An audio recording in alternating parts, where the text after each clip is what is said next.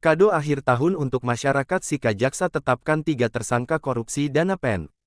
Kejaksaan Negeri Maumere kembali menetapkan Kepala Bidang Cipta Karya pada Dinas Pekerjaan Umum dan Penataan Ruang (PUPR), Buyung Dekresano sebagai tersangka dalam kasus dugaan tindak pidana korupsi proyek sumur bor IKK Nele Selasa, tanggal 10 Desember tahun 2024. Buyung Dekresano ditetapkan sebagai tersangka karena posisinya sebagai pejabat pembuat komitmen PPK. Selain Buyung, dua rekanan yang juga ditetapkan sebagai tersangka yaitu YM Yolis dan BA Budi Akri. Proyek tersebut bernilai kontrak Rp1,7 miliar lebih bersumber dari dana pinjaman daerah tahun 2021 sebagai dana pinjaman daerah Kabupaten Sika untuk pemulihan ekonomi nasional, dana PEN. Tender proyek sumur bor IKK Nele di lingkup Dinas PUPR Sika tersebut dimenangkan oleh CV Paradise. Kemudian dalam perjalanan Direktur CV Paradise Julius Langodai menyerahkan pekerjaan tersebut kepada YM Yolis dan BA Budi Akri, sebagaimana tertera dalam akta perjanjian yang ditandatangani oleh YM dan BA dan Julius Langodai di hadapan notaris. Kepala Kejaksaan Negeri Maumere Hendrina Malo menyebut total loss kerugian negara dalam kasus ini mencapai 2 miliar rupiah lebih sesuai dengan perhitungan teknis dan auditor. Kerugian negara tersebut kata Kejari Sika Hendrina Malo disebabkan karena total loss. Kerugian negara disebut total loss karena tidak ada asas manfaat. Ketiganya langsung dikenakan rompi ungu usai menjalani pemeriksaan kesehatan oleh tim dokter dari Rumah Sakit Dr. TC, Healers Maumere Kabupaten Sika, dan langsung digiring ke Rumah Tahanan Negara Kelas 2B Maumere.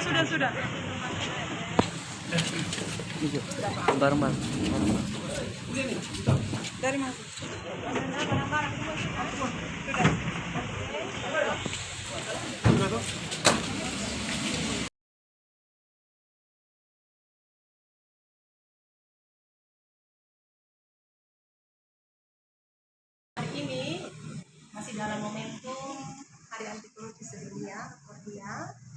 Kemarin kami sudah melaksanakan FGD, dan hari ini kami melakukan penetapan tersangka dan sekaligus melakukan penahanan terhadap 3 orang tersangka pada proyek peningkatan jaringan air bersih IKK Nele tahun anggaran 2024. Proyek ini berasal dari dana pinjaman daerah yang dari PTSNI senilai kurang lebih 1,9 miliar itu, dengan nilai kontraknya sebesar 1.779.954.000 rupiah.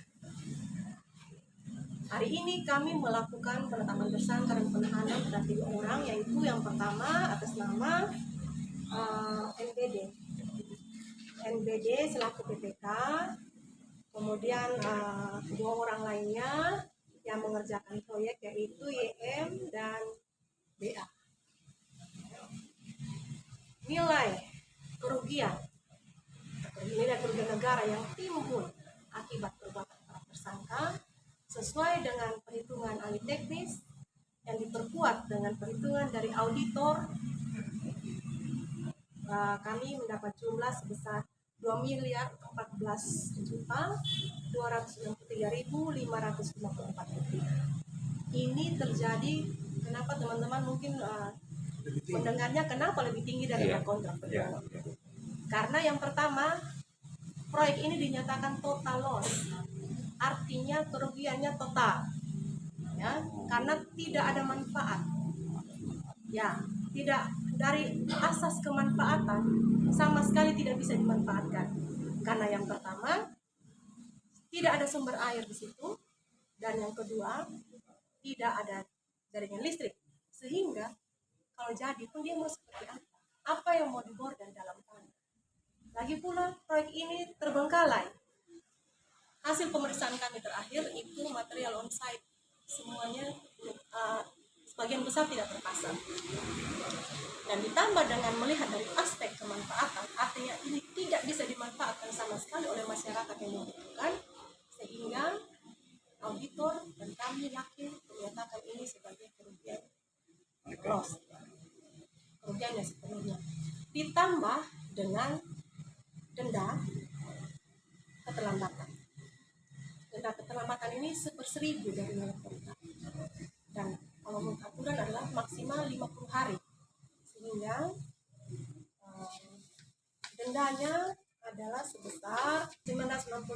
125.160. Dengan demikian jika ditambah dengan nilai kontrak totalnya ya tadi menjadi 2.014.263.554 rupiah.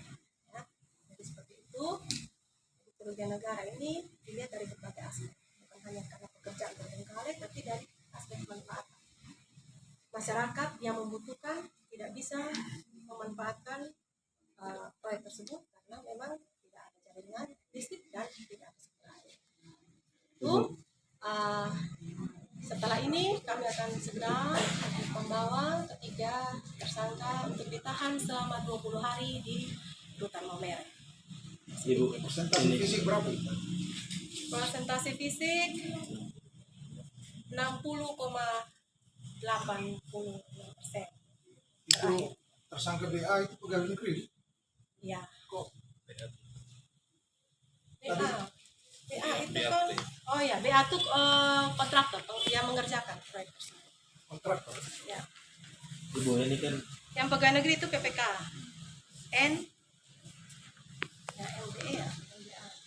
Tadi saya sudah ngomong. NBD. MBD. Ibu ini tadi bilang asas kemanfaatannya tidak ada karena memang tidak ada air, sumber air dan Iya, listrik. dan proyeknya terbengkalai, tidak bisa digunakan. Reservoirnya ada yang juga tidak dibangun. Ini berarti perencanaannya gagal juga dari awal karena tidak ada. Iya, kira-kira seperti itu. Ini ada kemungkinan penambahan tersangka. Iya, kira-kira seperti itu. Penambahan tersangka. Ya, dalam waktu dekat. Ibu, Ya, Ibu, proyek ini kan dikerjakan oleh CV Oh, ya. Paradise. iya betul Kupang. sekali Pak.